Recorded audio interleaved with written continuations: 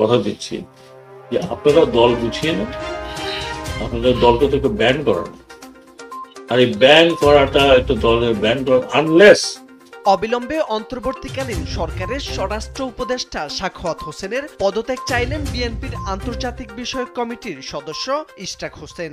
আসসালামু আলাইকুম ভিউয়ার্স, দেশ ও দেশের বাহির থেকে যারা আমার ভিডিওটি প্লে করেছেন জানাচ্ছি আন্তরিক শুভেচ্ছা ও অভিনন্দন। আশা করি সবাই ভালো আছেন, সুস্থ আছেন, আলহামদুলিল্লাহ। তো ভিউয়ার্স, বাংলাদেশ থেকে হাজারো ছাত্র জনতার রক্তের মাধ্যমে স্বৈরাচার ফ্যাসিস্ট শেখ হাসিনার পতন ঘটাতে ছাত্র জনতা সক্ষম হয়েছেন এবং তাদের শান্তিত্ব ও স্বাধীন সার্বভৌমত্ব রক্ষার জন্য নতুন অন্তর্বর্তীকালীন সরকারকে দায়িত্ব দেওয়া হয়। সেই সরকার আবার এই ফ্যাসিস্টকে দেশে আনার জন্য এবং আগামী নির্বাচনে তাকে উপস্থিত করার জন্য নতুন ষড়যন্ত্রে মেতে উঠেছে। যেমন স্বরাষ্ট্র উপদেষ্টার বক্তব্য থেকে এটা নিয়ে ব্যাপক আনাগোনা বা সমালোচনা তৈরি হয়েছে। আসুন সর্বশেষ তার এই বিষয়টি আর শেখ হাসিনাকে দেশে ফিরিয়ে নিতে তার এতটাই প্রয়োজন বোধ হচ্ছে কেন, বিস্তারিত জানবো আমরা এই রিপোর্টে। সো ভিডিওতে যাওয়ার আগে ছোট রিকোয়েস্ট করব, যারা এখনো চ্যানেলটি সাবস্ক্রাইব করেননি, নিয়মিত দেশের সকল আপডেট সবার আগে জানতে অবশ্যই চ্যানেলটি সাবস্ক্রাইব করে পাশে রাখবেন। দর্শক আসুন স্ক্রিনে। মাননীয় স্বরাষ্ট্র উপদেষ্টা জনাব ব্রিগেডিয়ার অবসরপ্রাপ্ত ব্রিগেডিয়ার জেনারেল সাখাওয়াত হোসেন সাহেব, আমি আজকে একটি ভিডিও ওনার দেখতে পেলাম। উনি সংবাদ সম্মেলন বলেছেন আওয়ামী লীগের রাজনীতি নিয়ে শেখ হাসিনাকে কেউ তাড়িয়ে দেয় নাই, শেখ হাসিনা চাইলে রাজনীতি করতে পারবে, আওয়ামী লীগ অনেক বড় দল, আওয়ামী লীগের গুণগান উনি গেয়েছেন।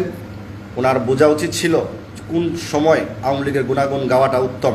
আওয়ামী লীগ কী এমন ভালো কাজ করেছে, হাজার হাজার শহীদের রক্তের সাথে বেইমানি করে এই আওয়ামী লীগ রাষ্ট্রের সাথে যে বেইমানি করেছে আর সেই মানুষকে হত্যা করেছে, খুন গুম অত্যাচার, এই 16 বছরে 94 লাখ মানে আপনার প্রায় 15 লক্ষ কোটি টাকা, 15 লাখ কোটি টাকা এই দেশ থেকে পাচার করে বাংলাদেশটাকে ধ্বংস করে দিয়েছে। ওয়ার্ড থেকে শুরু করে কেন্দ্রীয় পর্যন্ত গ্রামে অঞ্চলে সব জায়গায় খুন খারাপি, অস্ত্র শস্ত্র দিয়ে সজ্জিত আওয়ামী লীগ গঠন করা হয়েছে। সেই আওয়ামী লীগের প্রশংসা করেছে ব্রিগেডিয়ার জেনারেল সাখাওয়াত হোসেন স্বরাষ্ট্র উপদেষ্টা এবং বলেছেন আপনাদের দল আপনারা গুছান, আপনারা অনেক বড় দল। শেখ মুজিবুর রহমান, বঙ্গবন্ধু শেখ মুজিবুর রহমানের নামে বাংলাদেশ স্বাধীন হয়েছে, বঙ্গবন্ধুর ডাকে এবং ওনার নেতৃত্বে বাংলাদেশ স্বাধীন হয়েছে। এই জিনিসটা আমার মাথায় এখনও আসে নাই। আমি একজন সাধারণ ব্রিগেডিয়ার সাখাওয়াত হোসেন স্যারের কাছে আমি একজন সাধারণ একটা মানুষ, কিন্তু আমার প্রশ্ন হচ্ছে শেখ মুজিবুর রহমান কি জানতেন বাংলাদেশের যুদ্ধ শুরু হবে? শেখ মুজিবুর রহমান যখন উনি পাকিস্তানের কাছে বন্দী হয়েছিলেন না, উনি নিজ স্বেচ্ছায় উনি গ্রেপ্তার হয়েছিলেন যাতে ওনার বিভিন্ন চাপে যাতে ওনাকে না রাখা হয়, কারণ উনি পাকিস্তানের দুস্থ ছিলেন, পাকিস্তানের বন্ধু ছিলেন শেখ মুজিবুর রহমান। তো আমি একটা কথা বলতে চাই, শেখ মুজিবুর রহমানের নেতৃত্বে বাংলাদেশ স্বাধীন হয় নাই, এই কথাটা আপনাকে উদ্ধার করতে হবে স্যার। তাহলে 18 কোটি মানুষ আবার রাস্তায় নেমে আসবে। এই আমাদের হাজার হাজার ছাত্রদের রক্তের বিনিময়ে এই শেখ হাসিনা যখন চাপে পড়ে বাংলাদেশ থেকে পালিয়ে যায়, বাংলাদেশ যখন একটা আশা ভরসার আলো দেখছে এই তত্ত্বাবধায়ক সরকারের আদর্শ নীতি নিয়ে বা তাদের কমান্ড নিয়ে একটা ভালো একটা অবস্থানে যাবে বাংলাদেশ, সেই মুহূর্তে 1 সপ্তাহ হয় নাই তত্ত্বাবধায়ক সরকার গঠন করা হয়েছে। এরই মধ্যে আপনি একটা ঘোষণা দিয়ে দিলেন, সংবাদ সম্মেলন করে আপনার মনের কথাগুলো আপনি ব্যক্ত করলেন যে আওয়ামী লীগের মধ্যে অনেক ভালো ভালো লোক আছে। হ্যাঁ, মানলাম আওয়ামী লীগের মধ্যে অনেক ভালো ভালো লোক আছে। আগে আপনারা এই 3 মাস সরকার গঠন 3 মাস তত্ত্বাবধায়ক সরকারের অধীনে আছেন, তত্ত্বাবধায়ক সরকার পালন করবেন এবং যারা আমি আগেও বলেছি ওয়ার্ড থেকে শুরু করে সারা বাংলাদেশে যারা জ্বালাও পোড়াও হিন্দুদের মন্দিরে বাড়িঘর আগুন জ্বালাও পোড়াও করেছে এবং তারা প্রজ্ঞাদোষী ধরা পড়ছে এবং খুন খারাপি দুর্নীতি, অসৎভাবে মানুষকে ফাঁসানো, ইয়াবা দিয়া ফাঁসানো,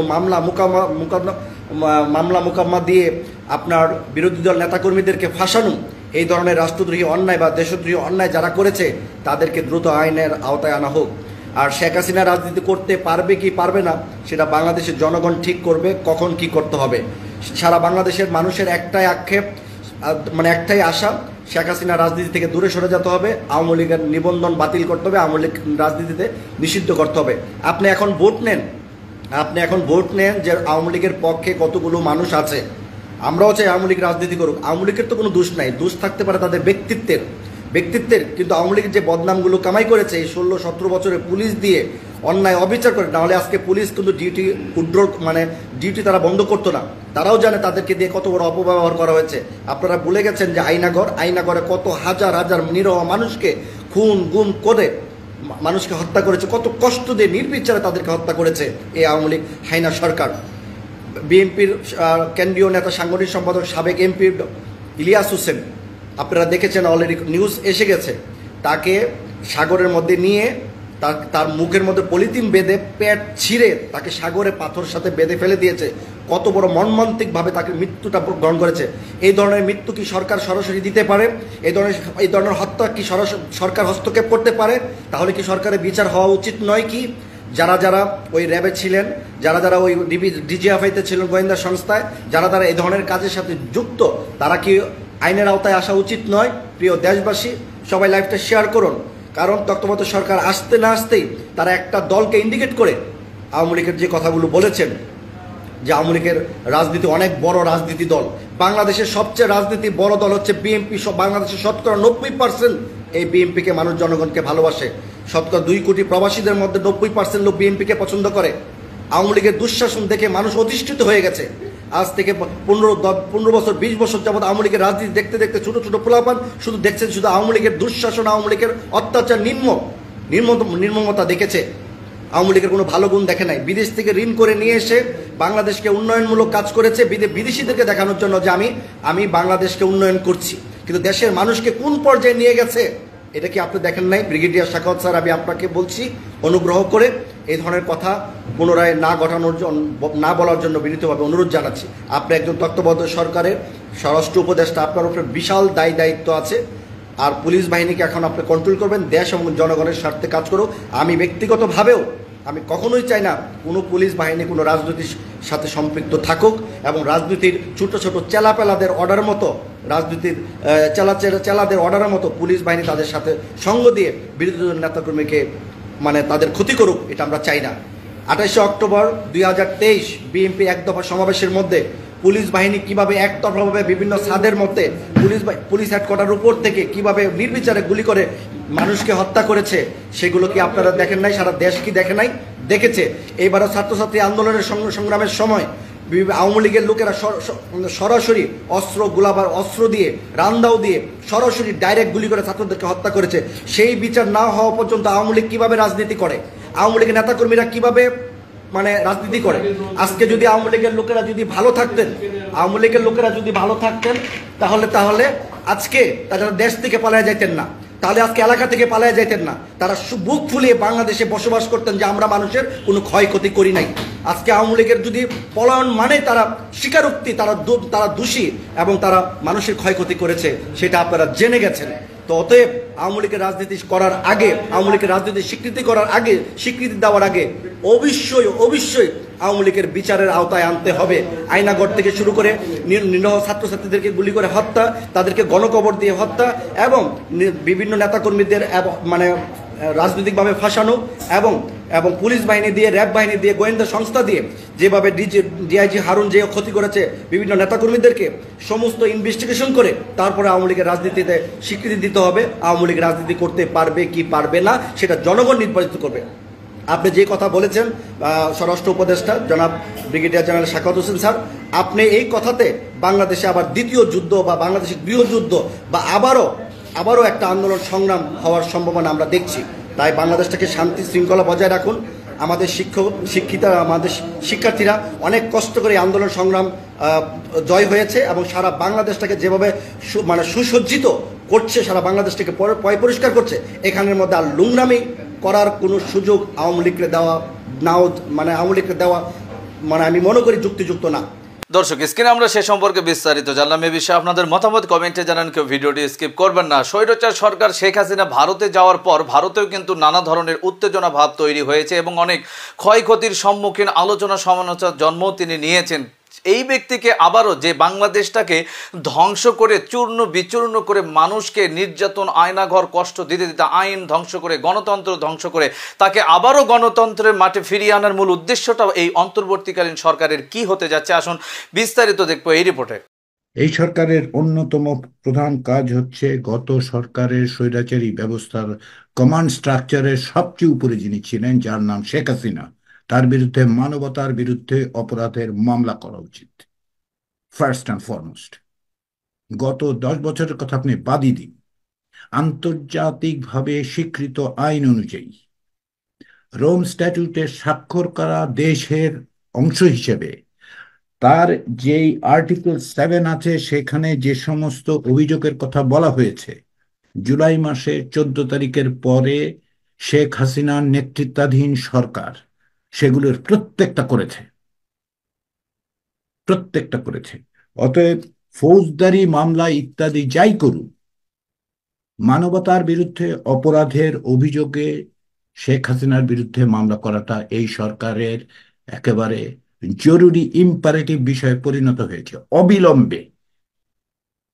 কারণ হচ্ছে সেটা না করা হলে প্রত্যেকটা দিন আপনি যদি না করেন, তাহলে প্রত্যেকটা দিন আপনি তাকে এক ধরনের ইম্পিউনিটি দিচ্ছেন। এবং ইতিমধ্যেই এই সাবেক স্বৈরাচারী একটি বিশেষ রাষ্ট্র ভারতের আনুকূল্য পেয়ে তিনি এবং তার পরিবারের লোকজন যে সমস্ত কথাবার্তা বলছেন, সেগুলো ওপেনলি এই সরকারের বৈধতাকে চ্যালেঞ্জ করে।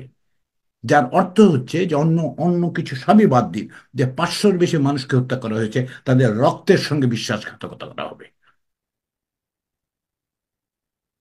এই বিশ্বাসঘাতকতা করার অধিকার এই সরকারকে কেউ দেয়নি। এই সরকারে যারা আছেন তারা প্রাণ দিয়ে এই জিনিস প্রতিষ্ঠা করেছে।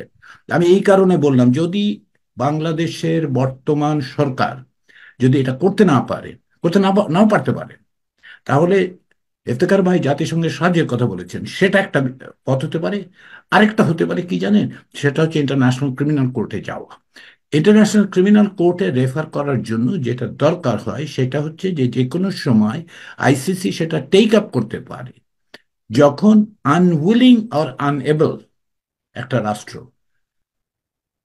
এখন বাংলাদেশের যেই সামগ্রিক পরিস্থিতি, তাতে এটা বাংলাদেশের এখন অন্তর্বর্তী সরকার বলতেই পারেন যে আমরা আনএবল। ইনেবিলিটি রেফার করা যায় কখন? যখন স্টেটের judicial system are so impaired that they cannot conduct proper proceedings. বাংলাদেশের জুডিশিয়াল সিস্টেম ট্রুলি ইম্পেয়ার্ড। আপনি চিফ জাস্টিস বদলান, 5টা লোক বদলান, 7টা জাজ বদলান, কিচ্ছু হবে না। কারণ জুডিশিয়াল সিস্টেমটা ইম্পেয়ার করা হয়েছে রাষ্ট্র ভেঙে ফেলার জন্য, এক ব্যক্তির শাসনের জন্য, স্বৈরাচারী ব্যবস্থার জন্য করা হয়েছে, ডেলিভারেটলি করা হয়েছে। সৌভাগ্যবশত হয়তো 1জন 2জন 5জন লোকের মধ্যে জুডিশিয়াল সিস্টেমে ভালো লোক থেকেছেন, আমি তাদের সম্পর্কে সংশয় প্রকাশ করছি না, কিন্তু সিস্টেম হিসেবে এটা ইম্পেয়ার্ড হয়েছে। তাহলে এখন যদি বাংলাদেশ সরকার বলে, তাহলে আসলে অন্যান্যভাবে উদ্যোগ নেওয়া যায়। বাংলাদেশের বর্তমান সরকার বলুক যে তারা পারবেন না, এতে দোষের কিছু নেই, কিন্তু তাতে তাদের আন্তরিকতার অভাব পরিদৃষ্ট হয় না।